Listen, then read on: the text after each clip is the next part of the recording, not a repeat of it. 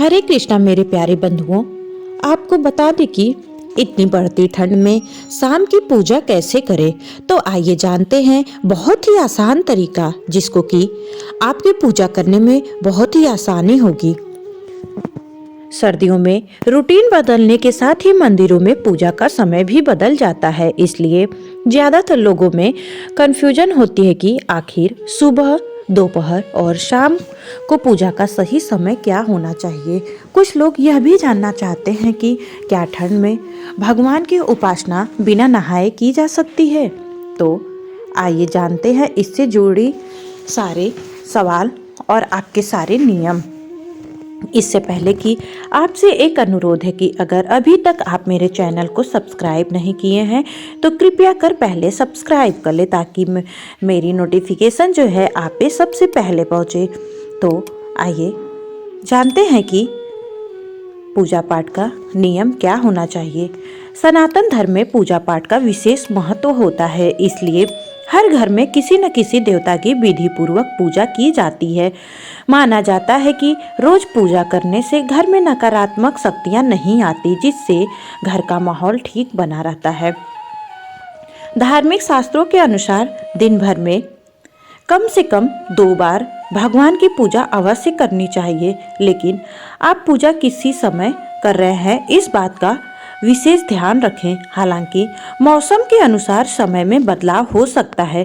अब सवाल है कि आखिर सर्दियों में किस समय पूजा करनी चाहिए। क्या बिना नहाए भगवान का उपासना कर सकते हैं? शाम के पूजा का नियम क्या है? तो ज्योतिषाचार्य बताते हैं कि भगवान में याद करने का कोई समय नहीं है। आप जब चाहें तो उनका नाम ले सकते हैं, लेकिन शास्त्रों में भगवान की पूजा के समय में बदलाव जरूरी है। इसलिए पहली पूजा ब्रह्म मुहूर्त में सुबह 4:30 से 5 बजे तक और दूसरी पूजा सुबह 9 बजे से मध्याह्न पूजा दोपहर 12 बजे तक हो जानी चाहिए। इसके बाद आपको सायंकाल की पूजा शाम को 4:30 से मतलब कि 4:30 से 6 बजे तक तथा सायंकाल पूजा रात्रि, अगर रात में आप भगवान को याद करते हैं तो रात में अगर पूजा करना चाहते हैं तो 9 बजे तक कर सकते हैं। अगर कोई व्यक्ति किसी कारणवश स्नान करने में असमर्थ है तो भी उसके मन में पूजा के प्रति श्रद्धा और पवित्रता होनी चाहिए। अगर आप मानसिक पूजा करते हैं या मंत्र जाप करते हैं तो इसके लिए स्नान करने की कोई अनिवार्यता नहीं है। किसी भी स्थान पर आप बिना स्नान किए मानसिक पूजा कर सकते हैं और भगवान का ध्यान भी कर सकते हैं। पूजा सुबह की हो या शाम की, समय का जरूर ध्यान रखना चाहिए।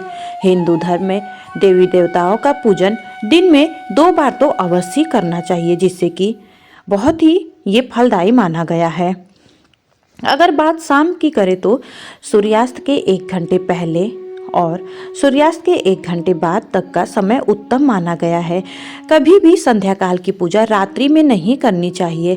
ऐसा करने से देवगण नाराज होते हैं, जिससे आर्थिक संकट पैदा हो सकता है। अब आइए आपके मन का जो सवाल है कि सर्दियों में, जो कि इस टाइम तो बहुत ही ठंडी पड़ रही है, तो इस ठंडी में हम भगवान को भोग कैसे लगाएं, पूजा कैसे करें। तो आपको बता दें कि घर के मंदिर में शुद्ध स्वच्छ होकर ही जाना अनिवार्य है। आपको पवित्र होना बहुत ही जरूरी है। इसके लिए आपको दिन में 1 बार स्नान करना जरूरी ही है। आप चाहे तो सुबह में गर्म पानी से या तो ताजे पानी से स्नान करके स्वच्छ वस्त्र धारण करके, जैसे प्रतिदिन आप अपने नियम के अनुसार पूजा करते हैं वैसे ये कर चीजें सकते पूजा हैं। में मन लगाने में बाधक बनती हैं और कंगाली की तरफ ले जाती है। इन नकारात्मक चीजों से प्रार्थना का कोई सकारात्मक परिणाम नहीं मिलता। इन चीजों को अनिष्टकारी माना जाता है। इनको एक एक करके पूजा घर से हटा देना चाहिए और नई चीजों को लाना चाहिए, ताकि जीवन में मेरी तो खुद ही आत्मा पूजा नहीं का करती फल कि मिल कैसे सके। मंदिर में तो जाए। इसी तो के आपको साथ ध्यान देना होगा कि आप दिन में अगर बाथरूम जाते हैं तो वर्जित माना जाता खासकर है। शौचालय सीट पर न बैठे, कहीं और जैसे कि आप जहाँ नहाते हैं वहाँ पे बाथरूम करके, हाथ पैर धुल के, साथ में जैसे आप शौच के समय पानी लेते हैं वैसे पानी से अवश्य धुल लें और मुंह में पानी का कुल्ला करके शरीर पर पानी छिड़क ले, जिससे कि आपका शरीर शुद्ध हो जाएगा। बाकी ठंड में कपड़ा बदलने की ज़रूरत नहीं है, अगर आप चाहें तो बदल सकते हैं। अपनी अपनी सोच है, मैं तो ऐसे ही करती हूँ, वहीं आपको भी जानकारी दे रही हूँ और यही सही भी है। अगर आप दिन में शौच जाते हैं तो आपको थोड़ा सा स्नान करना आवश्यक होगा, क्योंकि वो वस्त्र अशुद्ध हो जाता है और शरीर भी अशुद्ध हो जाता है।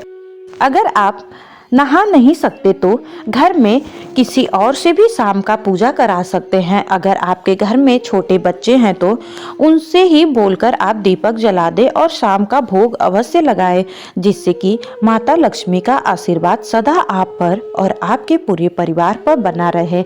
आप चाहे तो पूजा का बर्तन दो रख ले, जैसे कि सुबह का अलग और शाम का अलग, जिससे कि आपको ठंड में बार बार पूजा का जो भी बर्तन हो, जैसे कि दिया रहता है, भोग का बर्तन जो भी रहता है, वो सब बार बार धुलने की ज़रूरत नहीं पड़ेगी। आपको पानी में बार बार हाथ डालने की भी ज़रूरत नहीं पड़ेगी, जिससे कि आपको इससे बहुत ही आसानी होगी।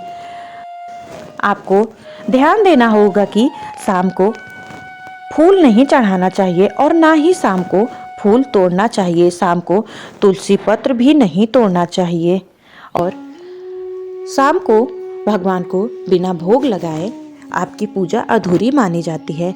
तो आपको मेरी ये जानकारी कैसी लगी कमेंट में जय श्री कृष्णा लिखकर जरूर बताइएगा। और मेरे चैनल पर नए हैं तो कृपया कर सब्सक्राइब करके बेल आइकन दबा दीजिएगा, ताकि मेरा पहला नोटिफिकेशन आप पे पहुँचे। और आपसे एक और अनुरोध है कि आप इस वीडियो को ज़्यादा से ज़्यादा लाइक और शेयर करें। धन्यवाद।